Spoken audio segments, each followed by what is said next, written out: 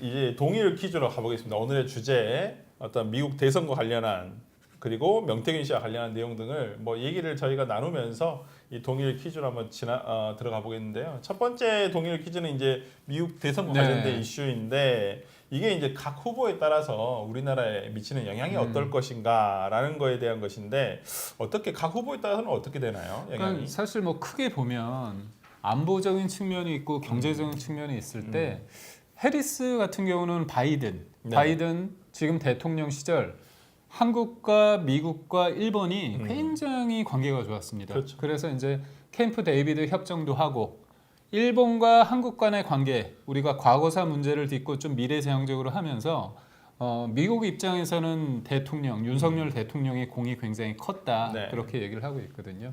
근데 이제 트럼프가 되면 트럼프는 이제 쇼를 좋아하잖아요. 그리고 2016년도에 본인이 대통령이 된 다음에 김정은을 뭐 여러 차례 만났으니까요. 그렇죠. 결국에 지금 북한의 문제에 있어서 이제까지는 가치, 자유민주주의의 어떤 세력 간의 그런 가치 속에서 북한을 다뤘던 바이든 정부에 비해서 트럼프는 굉장히 자기 중심적으로 뭔가 쇼하듯 뭔가 해낼 수 있다는 그런 자신감이 있기 때문에 이거는 굉장히 새로운 방식으로 될 수 있고 앞서 제가 말씀드렸지만 돈 문제, 그 방위 분담금 관련해서 지금 1조 5천억인데 그거에 대한 5배, 사실상 한 6, 7조 그거를 원하고 있다고 그러더라고요. 그러니까 저는 좀 걱정되는 부분은 뭐냐면 지금 바이든 대통령 때 미국에 공장을 유치를 많이 했어요. 그래서 한학규제라든지 뭐 삼성전자 반도체 공장이라든지 이런 것들을 전부 다 미국이 유치를 하고 왜 그러냐면 미국에서 판매를 하려면 미국에다 공장을 지으랬거든요. 그래서 보조금을 주겠다라는 얘기가 있었는데 지금 트럼프 후보 같은 경우는 이런 보조금이라든지 어떤 지원 자체를 줄여버리겠다라는 것이거든요. 그런데 지금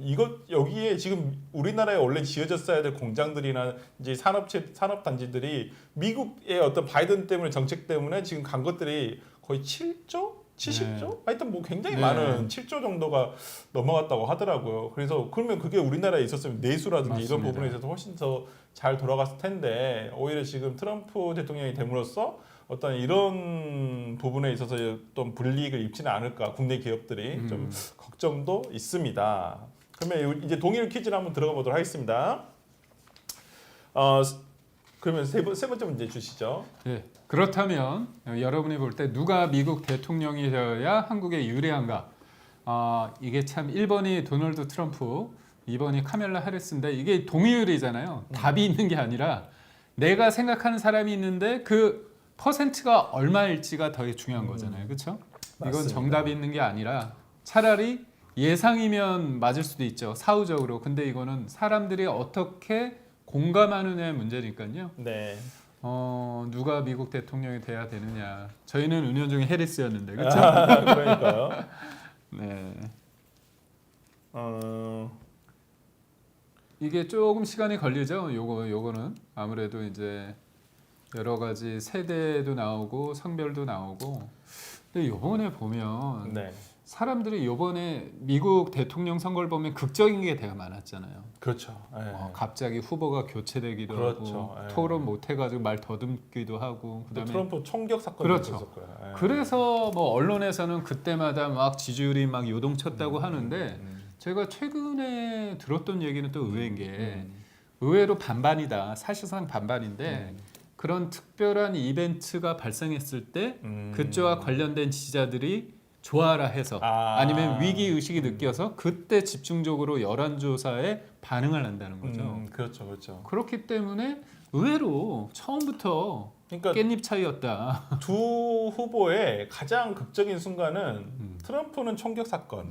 정말 사진 멋지게 나왔죠. 정말. 그리고 카멜라 해리스는 이제 바이든이 사퇴 결정을 하면서 오히려 카멜라 해리스가 등장할 때가 가장 여론이 가장 좋을 때가 아니었나라는 생각이 드는데 문제를 다 푸셨을 거라고 보고요. 한번 결과 보여주시기 바랍니다. 지난주에 비해서 이번 주에는 세대별로 먼저 나오는 거잖아요. 그렇죠? 연령별이 먼저 나오는 거죠. 그렇죠. 연령별. 역시 우리나라는 해리스를 은연중에 많이 지지를 하는 것 같아요. 예, 그렇죠. 예. 이거는 예측이 아니라 그렇게 돼야 되느냐 예, 당위니까. 이거 희망이 좀 섞인 것은 사실인 것 같습니다. 왜냐하면 이제 국익을 생각해봤을 때 트럼프보다는 해리스 민주당 정부, 미국의 민주당 정부가 오히려 우리나라에게 조금 더 이익이 되지 않을까라는 생각. 그리고 트럼프 대통령이 좀 극단적인 면이 없잖아 있어요. 그렇기 때문에 또 예측 불가능성. 이 조금 거기에 따른 불안정성이 있기 때문에 좀 그런 부분이 있는 것 같습니다. 그다음 남녀 결과 성별로 한번 봐볼까요? 성별 여성이 93%로 해리스를 더 많이 지지하셨고요. 그렇게 된다고 생각을 하고 트럼프는 뭐 5명 중에 한 분 정도인데 이게 우리나라 관점에서 봤을 때 그렇죠.